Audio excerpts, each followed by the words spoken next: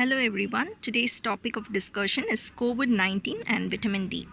How the serum levels of vitamin D is going to affect the severity and prognosis of COVID-19. We are going to see. One of the important function of vitamin D is immunomodulation. This immunomodulatory action is contributed by vitamin D by physical barrier. It helps in natural cellular immunity and also contributing to the adaptive immunity. So, since it is contributing to these things, the immunomodulatory action is ultimately leading to a good health of a particular person. So, for this we have to know what is the ideal serum level of vitamin D. So, the ideal serum levels of vitamin D is very much important for the overall health of particular patient, so that it should be preferably 40 to 60 nanograms per ml, or at least it should be 30 nanograms per ml. So, when it is deficient, when we call a particular person as vitamin D deficient or insufficiency, whenever a person is having less than 20 nanogram per ml, we call it as deficient, and whenever a person is having 21 to 29 nanograms per ml, we call them as vitamin insufficient patient. So, why the vitamin D is deficient? Why it is so prevalent? That's what we are going to see. Let's see why the vitamin deficiency is so prevalent. Because only few food contain vitamin D, or the few food which is available commercially is fortified with vitamin D. Most of the people are wearing sunscreen, which will be reducing the vitamin D synthesis in the skin about 30%. Whenever a person is a dark skin, they need about 5 times longer time of sun exposure to get the same amount of vitamin D synthesis as that of the white persons. So, the dark skin people will have a natural sun protection, hence the vitamin D secretion will be very much less in the dark people when compared to the white people. So, they need 5 times longer exposure time to have the same amount of vitamin D secretion. There is also studies saying whenever the body mass index is very much high, that is greater than 30 kilograms per square meter, then the vitamin D levels will be very less. So, they are also more prevalent in BMI when it is more than 30 kilograms per square meter. And also in cases of malabsorption, because fat malabsorption, because the vitamin D is a fat soluble vitamin. So whenever there is a fat malabsorption, the vitamin D absorption will also be less, and they will lead to vitamin deficiency. In case of nephrotic syndrome, what happens is that the vitamin D, which is binding with the vitamin D binding protein and totally excrete in the urine, they also have vitamin D deficiency. In persons who are taking medications, for example, I am saying it is anticonvulsant, anti-HIV drugs, we will have a increased breakdown, that is catabolism of vitamin D, hence there will be deficiency of vitamin D. In cases of lymphoma and primary hyperparathyroidism, there will also be increased vitamin D metabolism. And in case of increased age, there is decreased vitamin D secretion, because due to the sedentary home life, they are exposed to less sun exposure is there for aged people. So, the vitamin D deficiency is more prevalent in old age people. In which countries the vitamin D deficiency is more prevalent? Studies saying like Australia, Middle East and India, Africa, South America are more prevalent of vitamin D deficiency. Hence is India that the Asian patients with severe presentation of COVID is also there. Due to the greater levels of vitamin D insufficiency in Asians, there are presentation of severity of COVID-19. So, vitamin D plays an important role in terms of severity of COVID-19. If it is very less, definitely there will be a severe presentation of COVID-19. Coming to the in detail about the immunomodulatory action of vitamin D, that is, the vitamin D, the active form, the calcitriol, will always bind with the receptor of vitamin D. The receptor of vitamin D is present in various cells like B cell, T cell, antigen presenting cell, pulmonary epithelial cells bear a receptor for the vitamin D. So whenever this vitamin D and the receptor comes in contact, that is the vitamin D calcitriol complex will be formed. So this complex is responsible for the increased transcriptional expression of defensins and cathelicidins. So this cathelicidins, due to the complex formation, it will be formed. So it will disrupt the enveloped virus. Example, SARS-CoV-2 also is prone to cathelicidin. Hence, so the viral replication will be reduced. In the same manner, the defenses will increase the capillary permeability and increases the chemotaxis of inflammatory cell. So, this complex also down-regulates, the vitamin D down-regulates the pro-inflammatory cytokines like interleukin 6 and tumor necrosis factor alpha. So, since it is down-regulating the pro-inflammatory cytokine, it reduces the risk of COVID-19. For example, you see this situation. Whenever there is a deficient vitamin D, the downregulation of this pro-inflammatory cytokine is not possible. So, there will be more amount of cytokines that we called as cytokine storm, which is responsible for the ARDS in COVID severe cases. That is acute respiratory distress syndrome, and COVID would be substantiated with the deficient serum levels of vitamin D.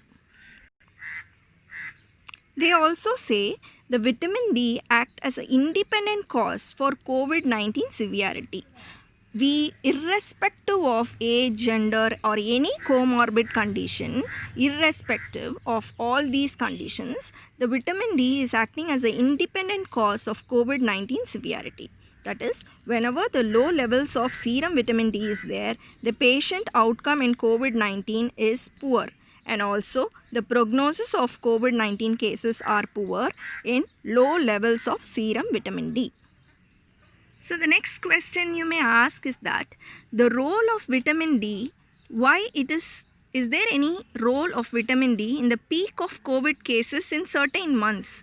That is, why there is a peak in certain months, is there any role of vitamin D in it? That is, when you see an initial presentation of COVID that starts in the winter season, whereas the cold season, where the sun exposure is very much reduced. Hence, the vitamin D secretion is less. Can you understand? Because in case of April, for example, the peak of COVID cases occurs in April month. So, this is due to, even though there is a sunny day, most of the people went down for lockdown and quarantine. So, the sun exposure is ultimately low in the April, and there will be decreased secretion of vitamin D in these levels also.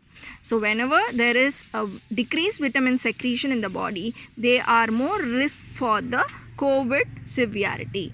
Hence, in the April and as well as in the initial presentation, due to the sun exposure which is less due to the season as well as due to quarantine and lockdown, this vitamin D secretion will ultimately lead to a peak of COVID-19, and initial presentation of COVID-19 can be correlated with the role of vitamin D in it. Coming to persons who are at risk of developing vitamin D, COVID-19, we have to assess the serum vitamin D levels. Okay, so if the vitamin D deficiency is not addressed, we will see two criteria. For example, the person who are at risk of developing COVID-19 has to be assessed for the serum level of vitamin D. If they are deficient, we have to address the vitamin D deficiency. That is by loading dose of 10,000 international units per day of vitamin D for few weeks, and that is about 6 to 8 weeks they are saying, and the maintenance dose would be 5,000 international units per day. Okay, so this will ultimately lead to a normal serum levels of vitamin D. As we already said, it's 40 to 60 nanogram per ml. This is the goal we are achieving by the loading and maintenance dose in the vitamin D deficiency cases who are prone for COVID-19. So, there will be reduced risk of infection caused by COVID-19 if we achieve this goal. So, whenever we are not addressing this vitamin deficiency in the risk group, what happens? The critical COVID severity will be there. due to vitamin D deficiency. So the thumb rule is that we have to take a daily vitamin D supplementation in the risk population to prevent the poor outcome of COVID-19. You would have seen the increasing age, that is older people are most affected with the severe COVID-19. Is there any role of vitamin D in it? Yes, the old age people will be sedentary in the home. They will be less exposure of sun, so vitamin D serum level get less and the COVID severity increases. And also the old age people will be taking a lot of medications like anti-epileptic, antibiotics, antihypertensive, anti-neoplastic, inflammatory, antiretroviral, endocrine drugs, herbal drugs. All these drugs, what happens? It increases the catabolism of vitamin D and ultimately it leads to decrease in vitamin serum levels. Thus, the old age people are suffering from high COVID severity. And I would also like to say about certain facts about the ingested vitamin D and vitamin D which is naturally produced in the skin. Whenever the vitamin D is produced in the skin, it lasts longer, that is lasts twice as long as ingested vitamin D. And also consider a person is in the bathing suit and he is exposing him to the sunlight of UV radiation. One minimal erythemal dose of UV radiation will be equivalent to 10,000 international units to 25,000 international units of ingested vitamin. Can you just see, like whenever you have one single exposure that is making your skin slightly pink after 24 hours after the sun exposure, this vitamin D which is secreted by the skin is equivalent to 10,000 international units of ingested vitamin D. And also, do not worry about the skin cancer because it will be occurring only due to the midday sun, not due to the other time sun. And also the zenith angle of the sun is also important. Whenever it's above or below the 33 degree, it will produce vitamin D secretion synthesis is very less when it is below or above 33 degrees zenith angle of the sun. Okay.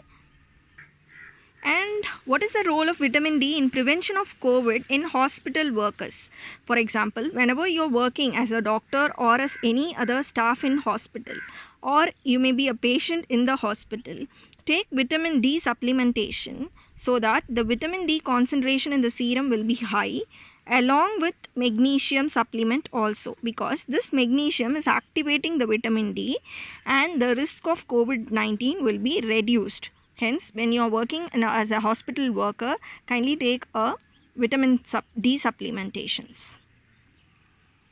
So, in which cases vitamin D secretion is very much necessary? Whenever you suspect some risk group of COVID-19, kindly do a vitamin D secretion. The most common risk groups are like vitamin D deficient cases. Risk groups are rickets, osteomalacia, osteoporosis, kidney diseases, hepatic failure, malabsorption syndrome, hyperparathyroidism, medication which increases the metabolism of vitamin D, Africans who are dark, Hispanic children, pregnant and lactating women, older adults who have a history of fall or a fracture, obese children, either children or adult greater than 30 kg per square meter, or granuloma disorders, lymphoma. All these cases are deficient in vitamin D, so they are more prone for COVID-19 also. So supplementation by screening the serum vitamin levels are very much important for this risk group. Not for all, but at least for these risk groups we have to screen the vitamin D in COVID period. And also there are articles which stating according to the age what is the recommended dose of vitamin D in a daily manner, or how much maximum we can give for each age. For example, 0 to 1 years, it would be 400 to 1000 international units. Whatever I am saying is in international units. Upper limit would be 2000. Whenever the age is 1 year to 18 years, it is 600 to 1000. Upper limit is 4000 international units. Whenever the person is greater than 18 years, 1500 to 2000 international units. Upper limit is 10,000 international units. If a person is obese, then the dose also increases in a daily requirement, that is 4000 to 6000 international units. Upper limit would be 10,000. So this is for the whenever a person in the risk. Okay, in the risk we didn't assess and find out they are deficient or not. I told you lot of risks people. So if they are under this category, we can give you a daily supplement with this upper limit. So after assessment you found that the patient is vitamin D deficient, then in that case, if you confirm with the assessment, then you have to start with a loading dose and a maintenance dose. So according to the age, less than 1 years, it is you have to start 2000 international units per day for 6 weeks, or for 50,000 international units per week for 6 weeks, followed with the maintenance dose of the same dose, maintenance dose. And if it is 1 to 18 years, if you found it to be a vitamin D deficiency cases, then it would be a loading dose of 2000, same thing, but the maintenance dose will be same according to the age. The loading dose is same. But if it is greater than 18 years, the loading dose also increases like 6,000 per day or 50,000 per week for 8 weeks, not 6 weeks here, 8 weeks in case of 18 years old. Okay, and the maintenance dose again it's similar to the daily requirements. When they are obese, the dosage is increased 2 to 3 times. Okay, so this is the recommendation by the Endocrinology Society.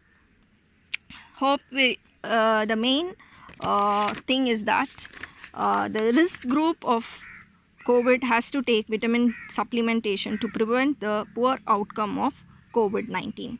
Hence, COVID role of vitamin D is very much important in the COVID severity and COVID prognosis. That is the outline. That is the utmost outline of this video.